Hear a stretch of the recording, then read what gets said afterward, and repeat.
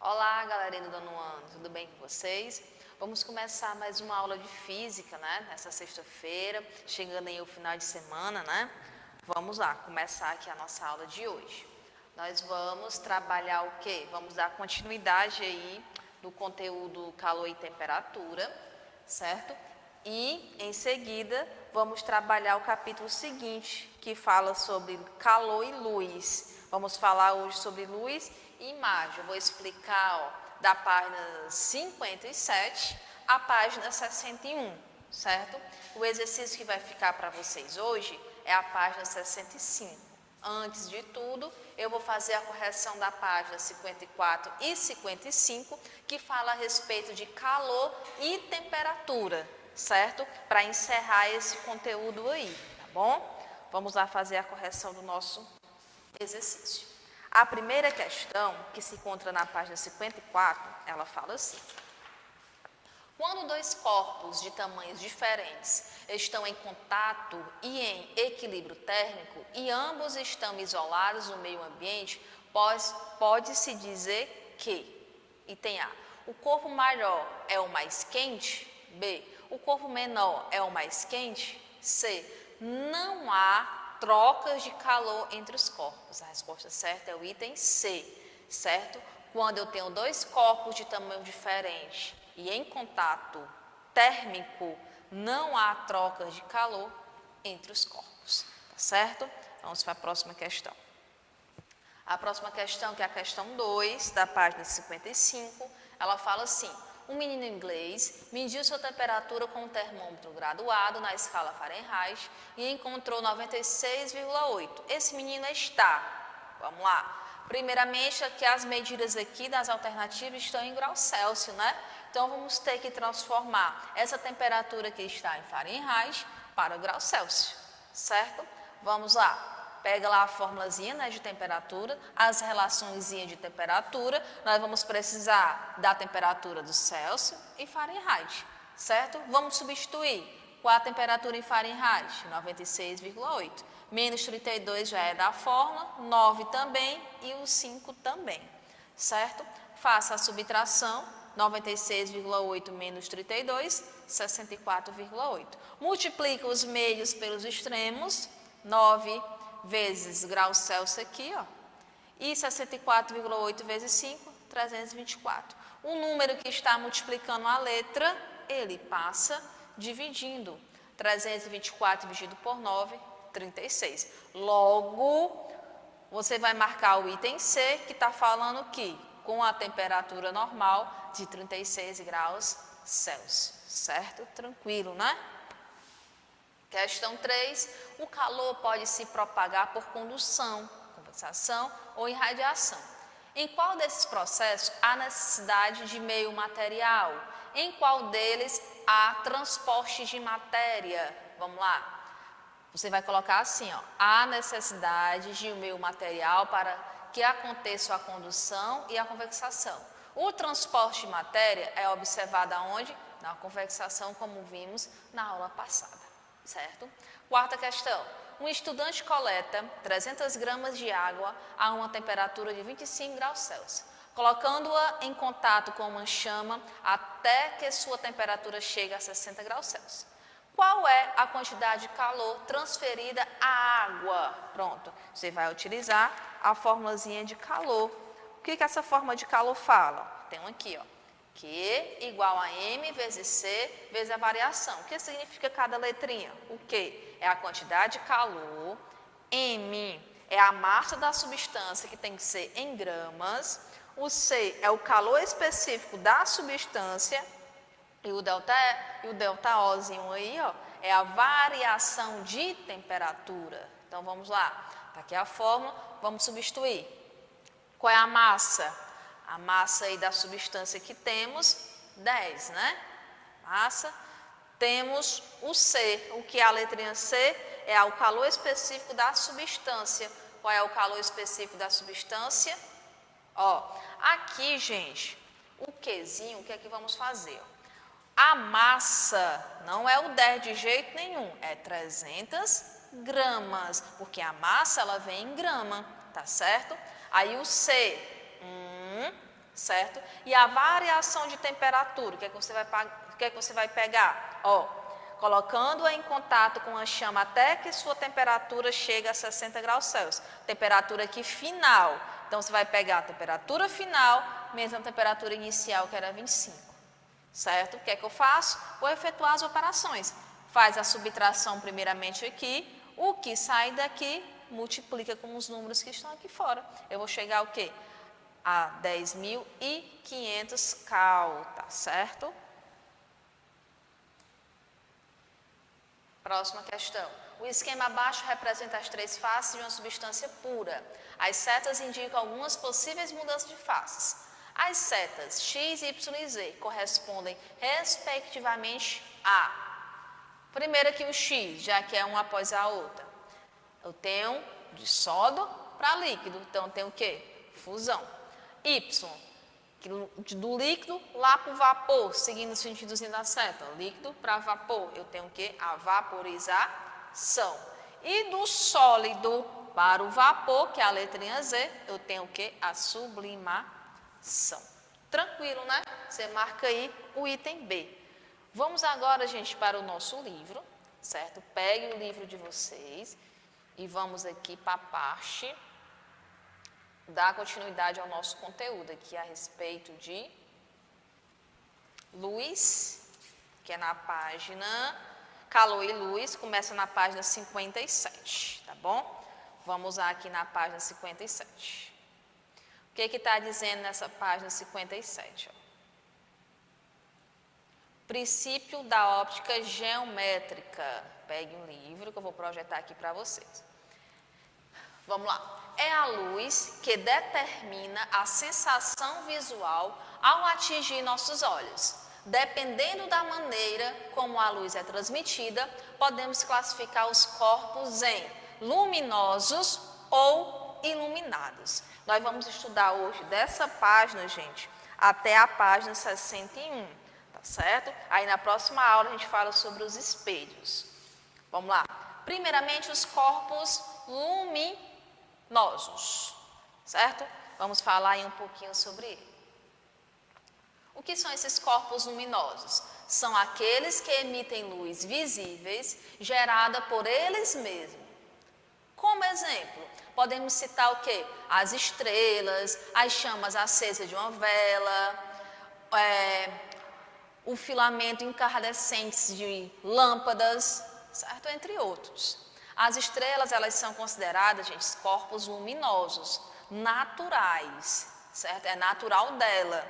Enquanto as velas e as lâmpadas acesas, elas são consideradas corpos luminosos, mas no caso eles serão artificiais, certo? Vamos aí mais adiante, vamos falar sobre os corpos iluminados, que tem sim uma diferença. Corpos luminosos e corpos iluminados, há diferença entre eles. Ó, o que são os corpos iluminados? São aqueles que não emitem luz própria, no aspecto visível. A maioria dos objetos do nosso cotidiano são iluminados. Eles apenas refletem a luz de objetos luminosos. Assim conseguimos enxergá-los. Exemplo, a luz, os planetas, o sofá. Esses objetos refletem tanto a luz natural do Sol quanto a luz artificial de outros objetos luminosos, certo? A luz, gente, não interage com todos os materiais da mesma maneira. Ela passa por alguns objetos sem sofrer desvio algum. Esses materiais são ditos transparentes, como alguns tipos de vidro e o próprio ar, certo? Outros objetos já permitem a passagem da luz, mas de maneira irregular. São quem? São os corpos translúcidos, como o quê? O vidro fosco, alguns tipos de plásticos, tá certo? Eles são o quê? Corpos translúcidos, vidro fosco, e tem outros exemplos, tá certo? Procure mais exemplos que você vai encontrar. Alguns objetos não permitem a passagem da luz. No caso, eles são objetos o quê? Opacos. Não permitem a passagem da luz.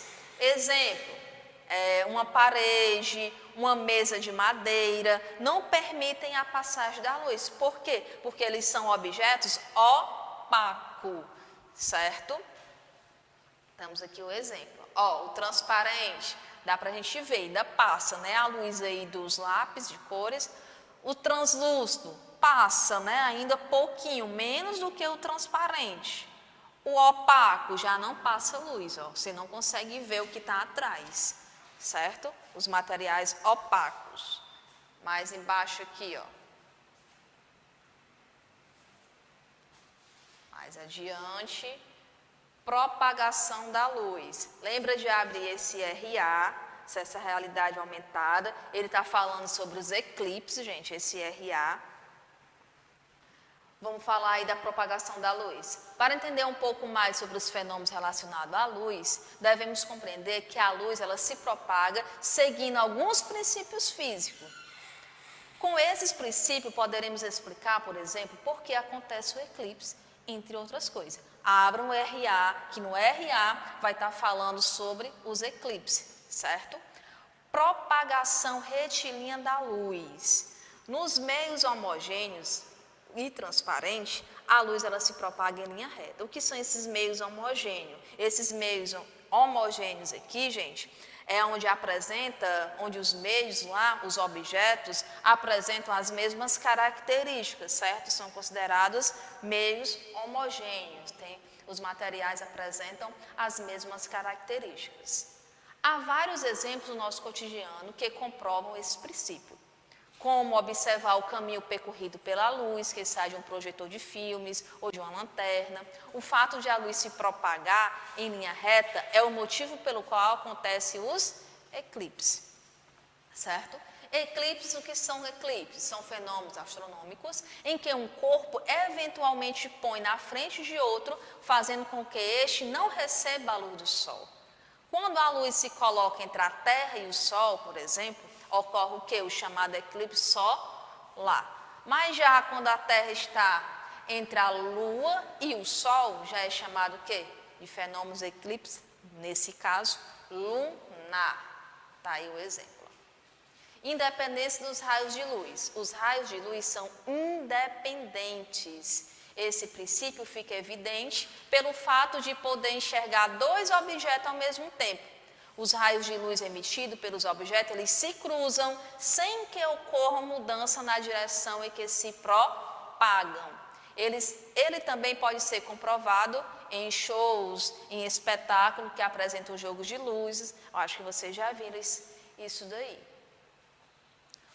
Essa outra parte, reversibilidade dos raios de luz. É o caminho percorrido por um raio de luz entre dois pontos. É o único que independe do sentido, certo? Podemos evidenciar esse princípio quando, por exemplo, o motorista de um veículo vê pelo espelho, que no caso retrovisor, o rosto de um passageiro sentado no banco de trás. E este vê o rosto do motorista pelo mesmo espelho. A gente consegue ver essa parte aí da luz, certo? Já aqui, ó, estamos indo aqui para a página 60, a lei da reflexão. Aqui, ó, página 60, certo? Quando um feixe de luz, o que é um feixe de luz? O conjunto de raios luminosos atinge um objeto, três fenômenos podem ocorrer. A parte da luz pode atravessar o objeto, esse fenômeno é chamado de refração. A parte da luz pode ser refletida, conhecido como reflexão, ou ainda parte pode ser absorvida, chamado de absorção. Aqui nós vamos ver o que? Reflexão e a refração, certo? Vamos ver esses dois aqui. O primeiro ocorre quando a luz atinge a superfície de um objeto e por ela é refletida, mudando de sentido, certo? Quando a luz ela atinge a superfície áspera, como a página do nosso livro, por exemplo, ela é refletida de maneira desordenada. Nesse caso, é uma reflexão difusa, né? Por isso, quando olhamos para o livro, não vemos os objetos ao nosso redor, como acontece, por exemplo, quando a luz atinge a superfície de alguns vidros e espelho, certo? Nesse caso aí já é outra, é a regular. A gente consegue ver bastante no nosso dia a dia, por isso que se torna um conteúdo bem simples. Tá aí a página do livro. Você está mexendo no livro, você não consegue ver o que está no nosso lado, ao nosso redor, mas já aí, ó, no espelho, a gente consegue ver, né? Quem está vindo lá atrás, que reflete também no espelho, não é isso? A flexão, gente, ela segue duas leis que são bastante importantes. A primeira lei, o raio de incidência, a reta normal e o raio refletido, eles se propagam em um mesmo plano. Segunda lei, o ângulo que o raio incidente faz com que a reta normal é igual ao ângulo que o raio refletido faz com a mesma reta normal. Tá aí, pela imagem a gente consegue ver o ângulo sendo formado aqui, ó. O ângulo ele se forma no encontro de duas retas, né? Aí o ângulo ele se forma. Sempre que desenhamos um raio de luz atingindo a superfície regular, colocamos entre o raio incidente e o refletido uma luz imaginária, a que chamamos de quê? De normal. Essa reta normal, que é sempre perpendicular, no caso, forma um ângulo de 90 graus com a superfície. Ajuda-nos a desenhar a segunda lei, como mostrado acima. As duas retas formam um ângulozinho de 90 graus aí, ó, com a superfície, certo? Essa página aí, seguinte, né? Seguindo ainda na 61, ela vai falar sobre espelhos, que é o conteúdo da nossa próxima aula. Próxima aula vamos falar sobre os espelhos, que também é um conteúdo simples, porque utilizamos todos os dias, né? Certo? Aí na próxima aula a gente vamos comentar sobre esse assunto espelho. Hoje estudamos até a página 61, uma parte da página 61, certo? Porque após essa parte, após as duas leis, né, que foi explicado, vem falando sobre os espelhos, que é justamente o conteúdo da nossa próxima aula, tá certo? Próxima aula a gente continua falando sobre isso. Hoje eu vou encerrar, fique com Deus, ótimo final de semana e até a nossa próxima aula.